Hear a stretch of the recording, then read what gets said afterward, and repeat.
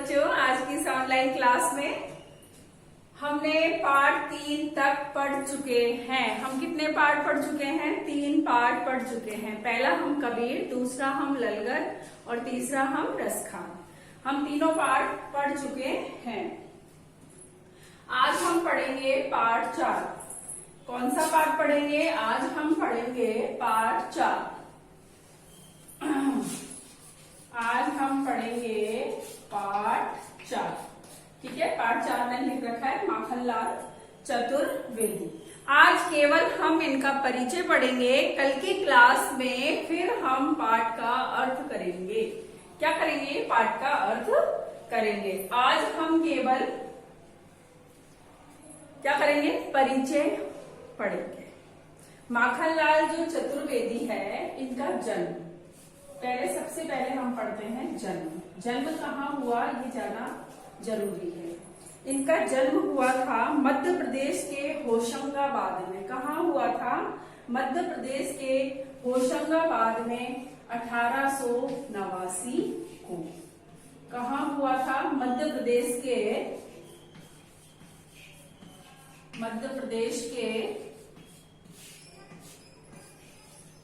होशंगाबाद। कहाँ पर? होशंगाबाद।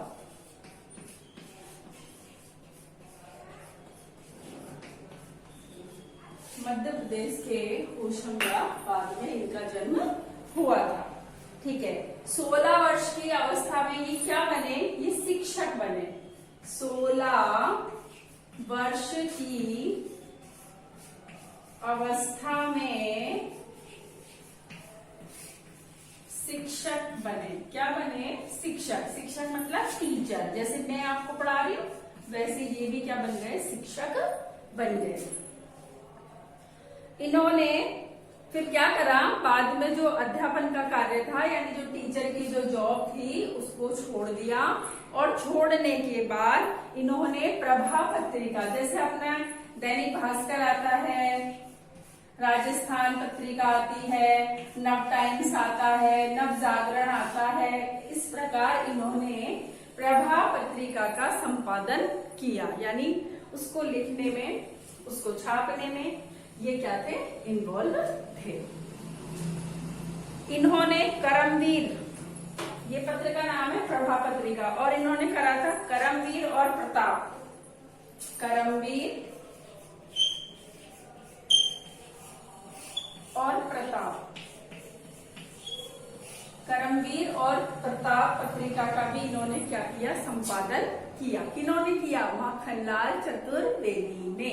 इनकी कविता है केदी और कोकिला, बहुत प्यारी कविता है। कल पढ़ेंगे हम उसको। आज तो केवल हम माखनलाल चतुर्वेदी का परिचय ही पढ़ेंगे। देखो, फिर इनका देहांत कब हुआ? देहांत यानी इनकी मृत्यु।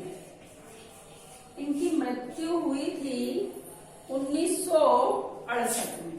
कब हुई थी? 1968 में।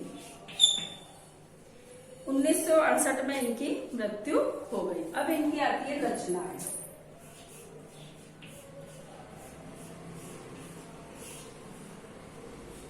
रचनाएं में है इनकी हिमकिरीटिनी। ये आपकी किताब में है, जो काले काले जो अक्षर हाईलाइट करे हुए हैं, वही है। ठीक है। हिमकिरीटिनी। ठीक है। साहित्य देवता।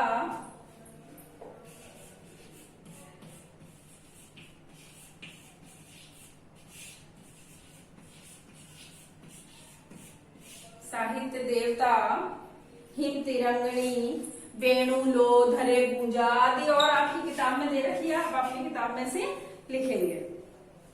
इन्हें पद्म भूषण व साहित्य अकादमी पुरस्कार से सम्मानित किया गया। इनको जो पुरस्कार मिले ना, इनको पुरस्कार मिले थे साहित्य अकादमी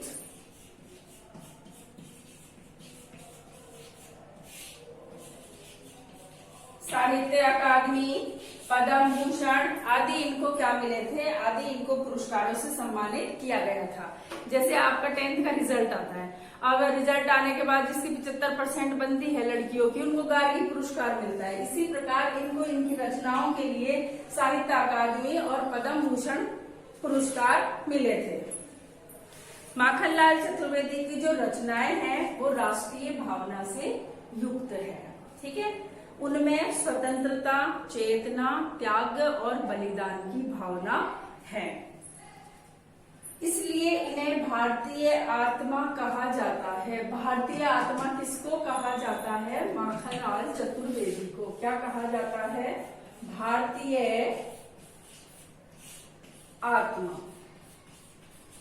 भारतीय आत्मा किसको कहा जाता है? माखनलाल चतुर्वेदी को भारतीय आत्मा भी कहा जाता है। इस उपनाम से भी उन्होंने कविताएं लिखी है। वे एक कवि, कार्यकर्ता, स्वाधीनता आंदोलन के कई बार के दौरान कई बार कहाँ गए? जेल में गए। उन्होंने भक्ति, प्रेम, प्रकृति संबंधी आदि कविताएं भी लिखी है। चतुर्वेदी जी की जो कविता में शिल्प की तुलना भाव को अधिक महत्व दिया है। उन्होंने परंपरागत छंदबद्धता रचना के अनुकूल शब्दों का प्रयोग भी किया है। एक बार दोबारा देखते हैं।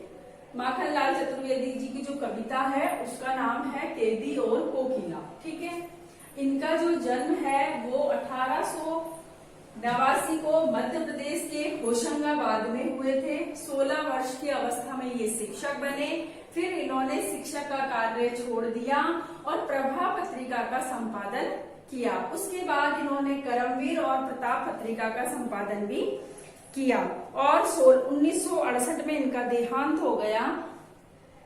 इनकी रचनाएं हैं हिम तिरंगणी, हिम करटनी, है ना, वेणु लो गूंजे धरा, साहित्य देवता आदि इनकी रचनाएं हैं और इन्हें भारतीय आत्मा के नाम से भी जाना जाता है। ठीक है, ये आपका आज मैंने परिचय बता दिया। अब ये कैदी और कोकिला। कैदी होता है जेल में रहने वाला, कोकिला होती है कोयल। तो इस कविता में बताता है, इस कविता में बताया गया है कि जो कोयल होती है वह कूक रही है, आवाज कर रही है, और ये कैदी काले कपड़े पहने हुए, ये भी काली है ना।